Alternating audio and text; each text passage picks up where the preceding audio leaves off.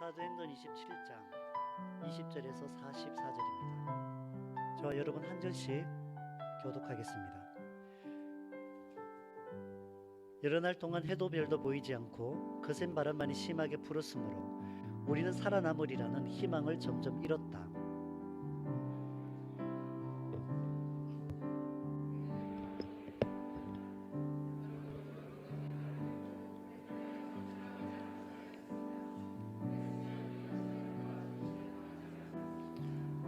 그러나 이제 나는 여러분에게 권합니다. 기운을 내십시오. 이 배만 이를 뿐 여러분 가운데 한 사람도 목숨을 잃지는 않을 것입니다.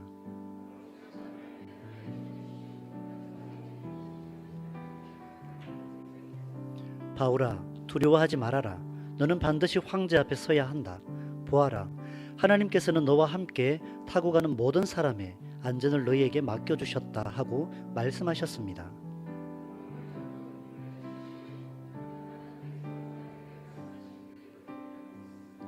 우리는 반드시 어떤 섬으로 밀려가 닿게 될 것입니다.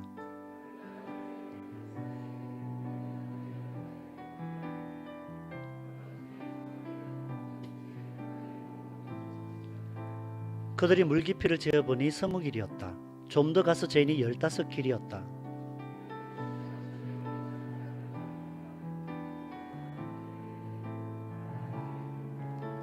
그런데 선원들이 배를 버리고 달아나려고 이물에서 닻을 내리는 척하면서 바다에 그룻배를 풀어내렸다.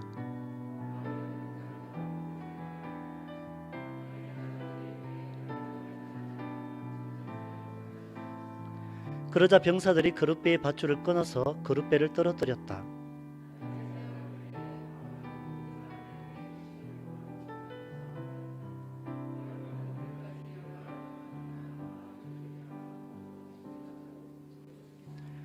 그래서 나는 여러분들에게 음식을 먹으라고 권합니다. 그래야 여러분은 목숨을 유지할 힘을 얻을 것입니다. 여러분 가운데서 아무도 머리카락 하나라도 잃지 않을 것입니다.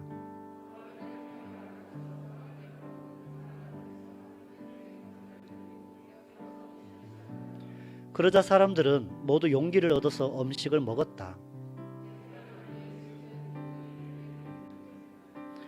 사람들이 음식을 배부르게 먹은 뒤에 남은 식량을 바다에 버려서 배를 가볍게 하였다.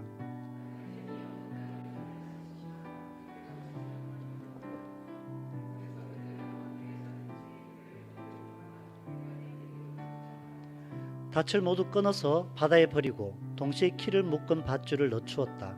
그리고 앞돛을 올려서 바람을 타고 해안 쪽으로 들어갔다.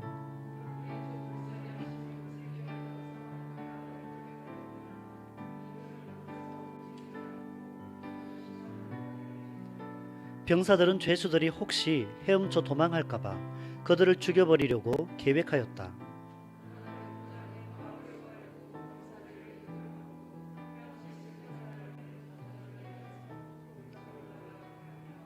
합독합니다. 그리고 그 밖의 사람들은 널빤지나 부서진 배조각을 타고 무추로 나가라고 명령하였다. 이렇게 해서 모두 무추로 올라와 구원을 받게 되었다. 아멘. 샬롬. 우리 옆으로 뒤로보고 인사 한번 나눕시다. 샬롬. 하루하루 주님 주신 그 은혜 가운데 우리가 평안 속에 살아갈 수 있기를 바랍니다. 여러분, 단지 살아있는 자체만으로 만족하십니까? 아니면 가장 가치 있고 의미가 되는 삶을 살아가기를 원하십니까? 똑같은 환경이고 똑같은 공간에 처해도 사명을 알지 못한 누구는 죽고 사명을 안 누구는 더 역동적으로 살아 움직입니다. 사명대로 살아가는 사람은 삶의 과정 속에서도 무슨 사명으로 사는지가 드러납니다. 바울은 하나님께로부터 로마 황제에게 복음을 전할 사명을 받았고 지금 그 길로 나아가는 과정에 있습니다. 그런데 중요한 것은 그 과정 속에서도 만나는 영혼들에게 복음 증거의 삶을 지속적으로 살고 있다라는 얘기입니다. 여러분, 다윗을 기억합니다. 다윗은 이스라엘의 왕으로 기름 부음을 받았습니다. 무지하고 연약한 그 백성들을 하나님께로 회복하는 그 사명을, 왕의 사명을 받았는데 그 일이 있기 전에 이미 어린 소년 시절부터 하나님께서는 이 다윗을 그 사명의 길로 인도하셨음을 우리가 알 수 있습니다. 아버지의 가업인 양치는 일을 목동으로서 감당하면서 그 연약하고 무지하고 어리석은 양들을 돌아볼 때에 이 이스라엘 백성들의 그 특징과 습성이랑 너무 잘 맞거든요. 이미 양들을 기르면서 그 마음이 준비가 되었고, 사나운 맹수들이 양을 공격하려고 할 때 자신의 목숨을 걸고 양을 지키면서 이후에 자기 백성들을 생명을 다하여서 지키고 사랑했던 왕임을 우리가 기억할 수 있습니다.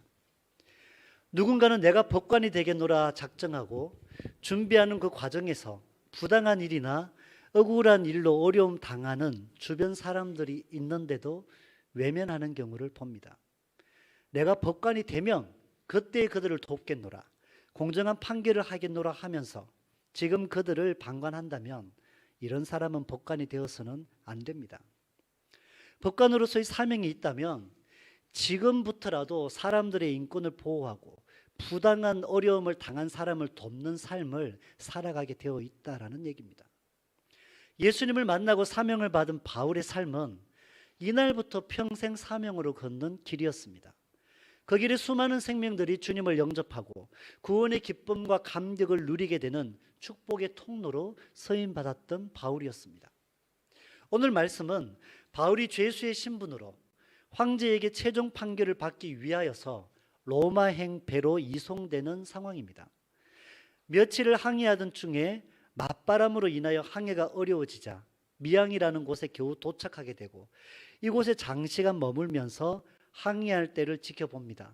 그런데 항해하기 위태로운 해상의 상황이어서 바울은 모든 함께했던 일행들에게 지금 우리가 이동을 하게 되면 생명이 위태로우니 여기에 오랫동안 머물러 있어야 된다라고 주장을 합니다.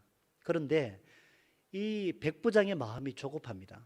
백부장은 좀 더 이 로마로 이송하는 더 원활한 이런 상황들을 원하기 때문에 오히려 선장과 선주가 하는 말을 듣습니다. 그들의 말은 지금 이 미양이 우리가 머물러 있기에는 겨울을 나기에는 불편한 곳이니 겨울을 좀 더 안전하고 편하게 날 수 있는 곳으로 이동하자는 거죠.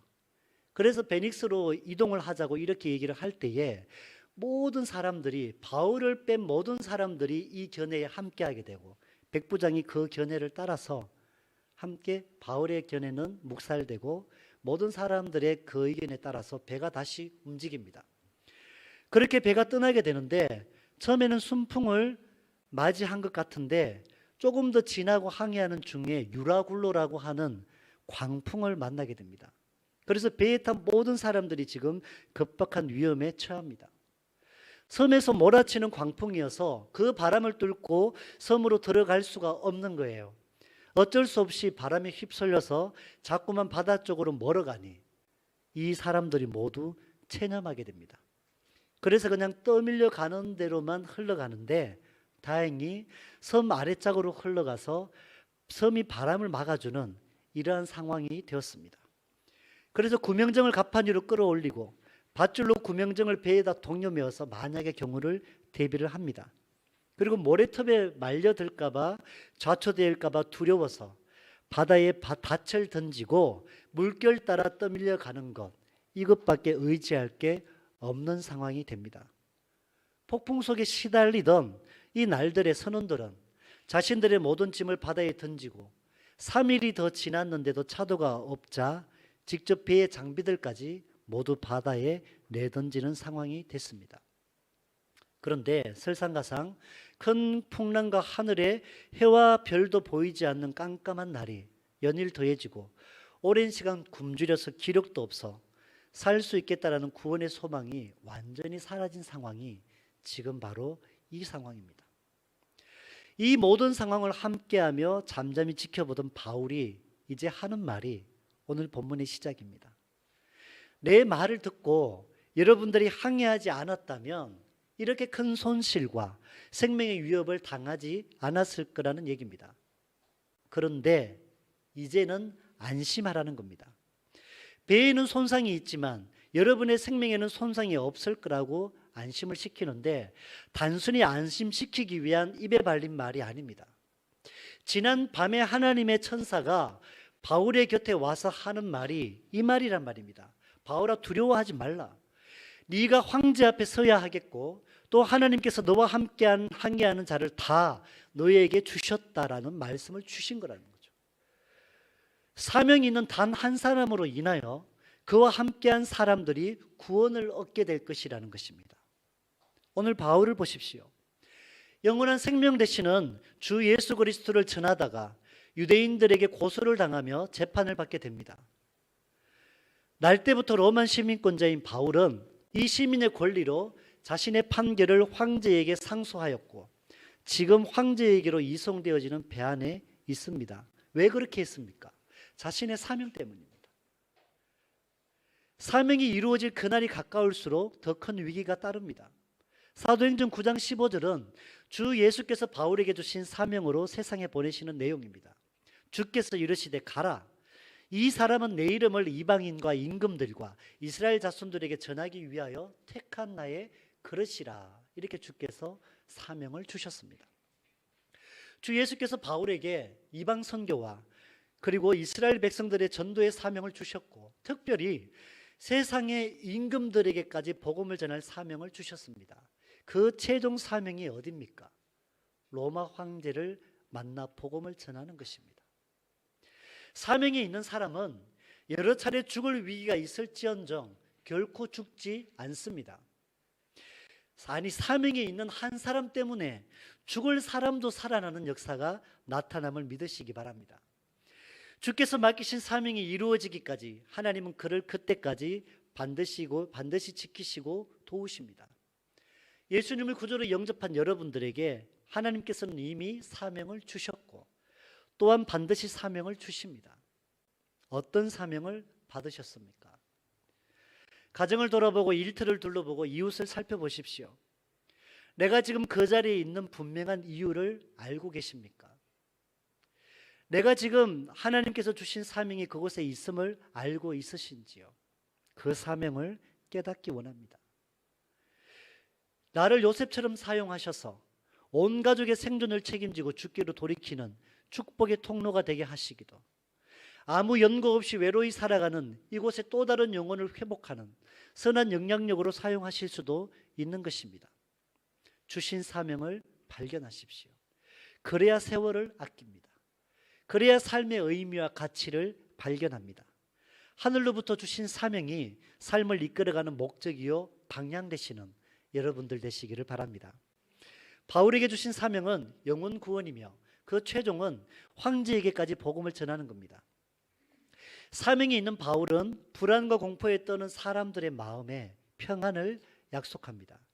우리가 그리스도의 향기요 그리스도의 편지인 것처럼 바울에게 주신 분별력과 그의 입을 통해 전하는 말들로 하나님의 메시지가 전해집니다.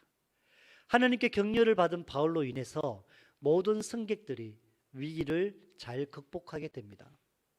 죄수의 몸으로 실려가는 배 안에서도 주님이 주시는 자유가 넘쳐났던 바울은 오히려 자유가 넘치는 자유의 몸이지만 절망에 빠진 그들에게 희망과 용기를 부어주는 생명의 메신저가 됩니다.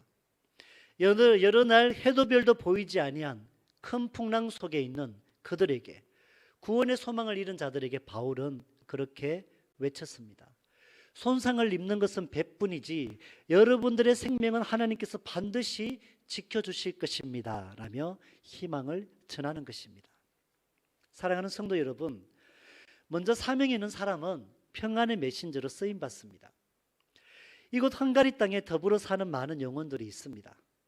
낯선 땅, 낯선 사람들, 낯선 정서 속에 거하는 주 예수님 내 안에 계심으로 내 안에 평안이 넘치는데, 많은 사람들은 내가 언제까지 이렇게 있을지, 이후의 삶은 어떻게 살아갈지, 내 자녀의 미래는 어떻게 준비할지 늘 불안과 염려와 두려움 속에 떨고 있습니다.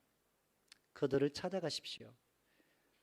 넘치는 주의 평안으로 그들에게 희망과 용기를 전하시기 바랍니다. 환경에 의해 좌우되는 세상이 주는 평안과 다른 평안이 우리 안에 찾아오신 주 예수께서 주시는 내적 평안이 우리에게 있습니다. 이 평안은 하나님의 약속하심이 그 기반이 됩니다. 바울은 나를 만나 주신 사랑의 하나님이 내게 넘치는 평화의 이유임을 분명히 밝히고 있습니다. 하나님께서 내게 주신 황제에게까지 복음을 전하는 사명 때문에라도 나의 생명을 지키고 나와 함께 이 배를 탄 여러분들의 모든 생명을 주님께서 지켜주신다라고 하는 이 약속을 분명히 그들에게 전한다라는 사실입니다. 지금은 비록 광풍 한가운데서 구원의 소망이 끊어진 것 같지만 우리가 안심해야 할 분명한 이유가 하나님의 약속이라는 것입니다. 내게 주신 사명 때문에 여러분들의 생명을 반드시 지켜주심을 담대함으로 전하며 불안한 그들의 마음을 안심시킵니다. 나와 동행하시는 하나님이 황제에게로 반드시 인도하심을 약속하셨기 때문이라는 것입니다. 이처럼 우리는 나에게 평안 주신 예수님을 주위의 영혼들에게 전할 사명을 받았습니다. 요한복음 14장 27절에서 예수님은 평안을 너희에게 끼치노니 곧 나의 평안을 너희에게 주노라. 내가 너희에게 주는 세상이 그것은 세상이 주는 것과 같지 아니하니라고 말씀하셨습니다. 사랑하는 성도 여러분, 내 안에 하늘로부터 임한 이 평안을 절망에 빠진 이들에게 전하시기 바랍니다. 이처럼 우리도 절망에 빠진 영혼들에게 산 소망을 주는 축복의 통로가 되시기 원합니다. 그리고 두 번째로 사명이 있는 사람은 위기를 막는 도구로 사용을 하십니다. 바울이 사람들에게 안심하라고 한 이후에도 풍랑이 계속됩니다. 그렇게 풍랑 속에 14일을 지내다 한 섬에 걸리게 되는데 노를 젓는 사공들이 이때다 싶어서 자기들만 살겠다고 도망치려고 구명정을 바다로 내리는 것을 바울이 목격합니다. 이때 바울이 긴급히 백부장과 군인들에게 말합니다. 저 사공들이 이 배에 있지 않고 저렇게 떠나가면 여러분들 살 수 없습니다. 저들을 막아야 됩니다. 이 얘기를 듣고 백부장이 그들이 사용하려고 했던 구명정을 끊어서 흘러보내버립니다. 그리하여 모두가 도망치려고 했던 사공들조차도 이 배의 운명 공동체임을 인식하게 합니다. 어찌할 수 없어서 이제는 모두가 한 운명으로 함께 살아나가기 위해서 힘을 모으고 지혜를 모아야 됨을 그들이 각인하게 된다는 사실입니다. 사랑하는 성도 여러분, 주변을 둘러보면 고난과 시련이 닥칠 때에 나만 살겠다는 사람이 있습니다. 다들 난관을 헤쳐나가기 위해 지혜를 구하고 삶을 쏟아내는데 그런 와중에도 내 것 챙기느라 바쁜 사람들이 있다는 것입니다. 교회 공동체가 힘을 모으고 사랑을 모아야 할 때에도 함께 수고하고 헌신하는 자리를 빠져나갈 궁리만 하는 여기 사공들과 같은 사람이 있다는 것입니다. 여러분들이 그들의 마음을 사로잡으시기 바랍니다. 교회를 사랑하는 마음이 일어나도록 함께 세워나가는 교회 공동체 되도록 그 마음을 주께로 돌이키는 데 힘을 모으는 우리가 되기 원합니다. 그것이 교회 공동체 된 우리에게 주신 사명입니다. 사랑으로 하나가 되고 힘과 지혜를 모아도 신앙을 지켜내기가 쉽지 않은 이러한 땅에서 내 이속 챙기느라 바쁜 마음들, 그래서 분산시키고 어렵게 하는 그런 사람이 우리 한인교회에는 단 한 사람도 없는 줄 믿습니다. 오늘날 생활 속에서도 이러한 위기에 처한 사람들이 있습니다. 부부간의 갈등과 경제적인 이유로 가정을 포기하려는 사람이 있고요. 과중된 업무와 상사와의 불편한 관계로 인해서 회사를 포기하려는 사람이 있습니다. 자녀 교육의 계획에 어려움이 생기니 아이의 미래를 염려하며 불안해하는 가정이 있고요. 예기치 못한 물가 상승이나 상황적인 변화 때문에 사업적인 위기를 받고 뜻하지 않게 찾아온 질병으로 인한 위기, 장시간 계속된 외로움의 시간으로 우울증에 시달리는 정서적인 위기에 빠진 사람들이 우리의 주변에 흔하게 있습니다.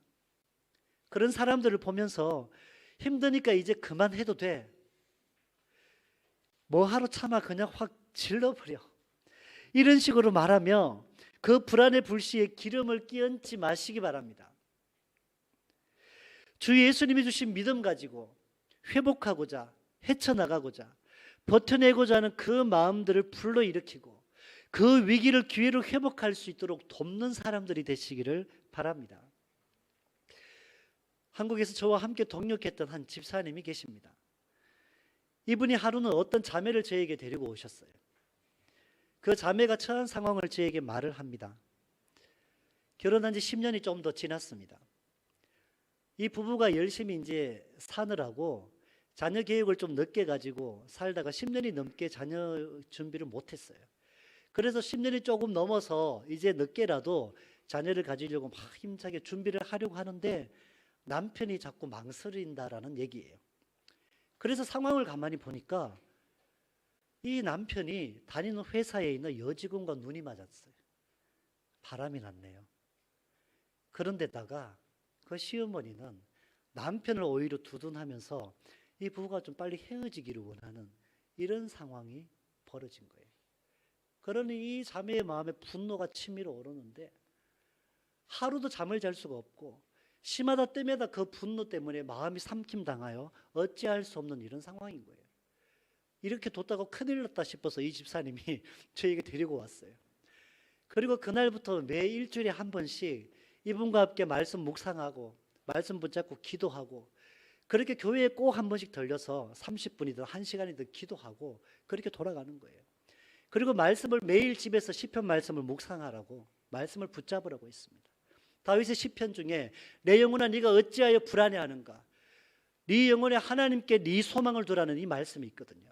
불안해할 때마다, 분노가 치밀어 오를 때마다, 마음에 염려가 올 때마다 네 소망을 하나님께 둬라. 하나님이 유일한 소망임을 기억하며 그 모든 불안들을 주님께 맡겨드리라는 이 말씀을 묵상을 하게 했습니다. 그리고 시간이 2달, 3달 지나가니까 그 불어 일어났던 분노가 잠자게 되고 부지불식간에 일어나는 그 용서할 수 없는 마음들에 조금씩 용서하겠노라는 마음이 일어난 거예요.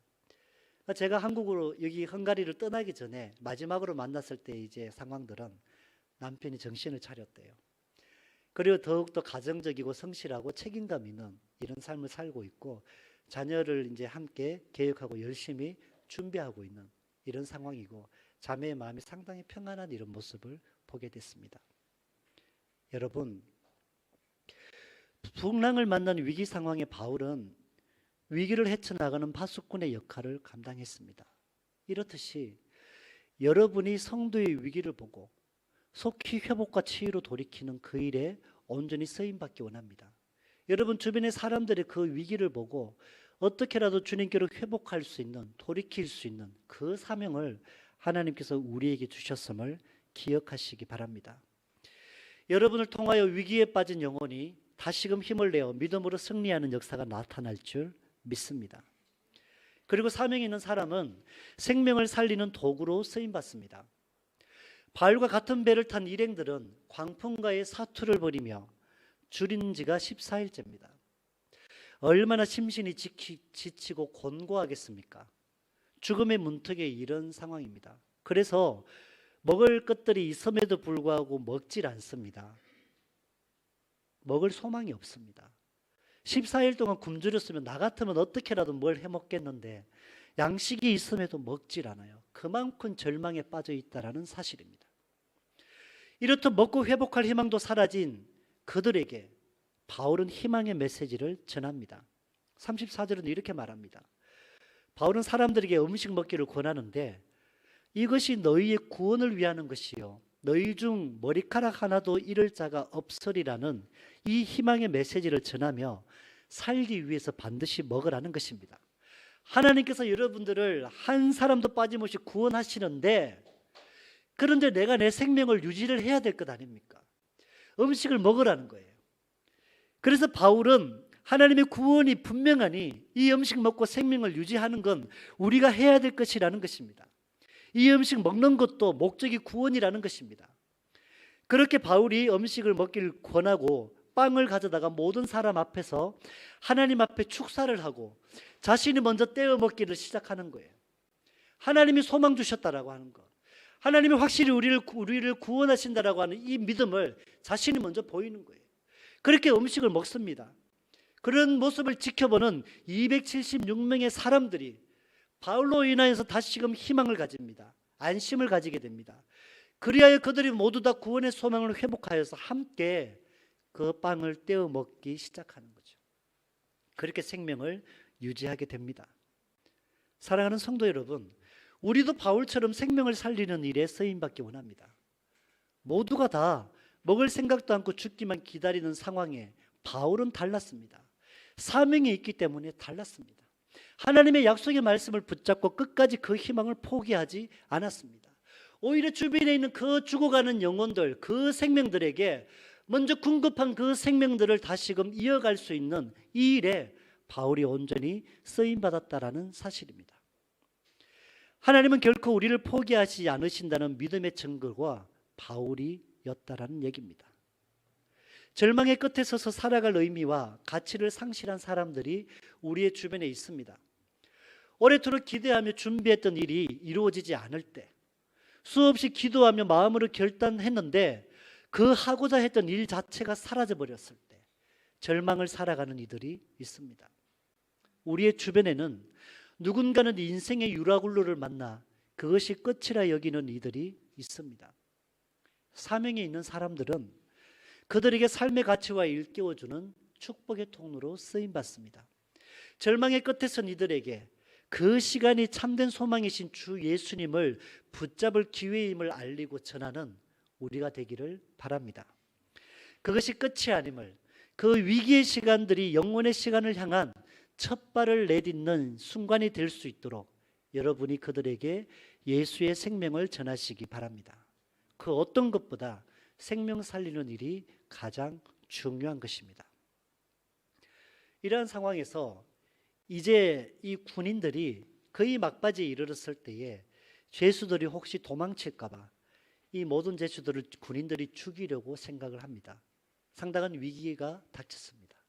그런데 그 상황에서 백부장이 이 위기를 알게 되고 바울을 살리기 위해서 그 모든 죄수들의 생명을 지켜줍니다. 바울 때문에, 사명이 있는 이 한 사람 때문에 백부장의 마음을 움직이시고 거기에 있는 모든 죄수들의 생명을 주께서 보호하시는 역사가 일어납니다. 그렇게 하여서 어떤 물에 바다에 떠다니는 그런 나무, 어떤 부유물들을 붙잡게 해서 앞에 보이는 무추로 다 가게 해서 한 사람도 빠짐없이 모두가 구원받는 역사가 일어났다라는 사실입니다. 하나님은 우리가 어떠한 환경과 상황에 처해 있던 주신 사명이 다하기까지 우리를 통해 역사하십니다. 내가 폭풍의 한가운데 있을 때에는 주님을 의지하는 믿음과 사랑으로 헤쳐나가는 그 승리하는 모습을 통해서 복음의 증인이 되게 하십니다. 인생의 항해 중에 시련의 광풍을 만난 이들에게는 주 예수 사랑의 힘으로 아낌없는 위로와 격려를 통하여 그들이 복음 안에 다시 일어서도록 하는 것이 바로 우리의 사명인 줄 믿습니다. 우리의 삶의 자리에서 내 곁에 있는 사람은 주께서 맡기신 사명을 감당하라고 내게 붙이신 사람임을 기억하시기 바랍니다. 나로 인하여 그들이 주 예수로 구원받고 산 소망으로 살아가는 역사가 나타나기를 간절히 소망합니다. 깊은 바다 한가운데서 최후를 맞이하였을 276명의 생명이 사명을 받은 바울 한 사람으로 인하여 살게 되었습니다. 여러분들이 이러한 축복의 통로 되시기 바랍니다. 내게 주신 생명, 내게 주신 물질, 내게 주신 지식과 재능, 내게 주신 성품과 건강과 친화력, 왜 주셨습니까? 사명 잘 감당하라고 주셨습니다. 그럴 때 너는 축복의 통로가 된다는 주님의 약속을 믿고 순종하시기 바랍니다. 주 예수가 소망 되시는 행복으로 나와의 관계 속으로 붙여주신 그 영혼들을 초대하시기 바랍니다. 이것이 우리 모두에게 주신 동일한 사명입니다. 이 사명 때문에 지금 내게 호흡하는 생명이 허락되었음을 확신하시기 바랍니다. 우리 함께 기도하겠습니다.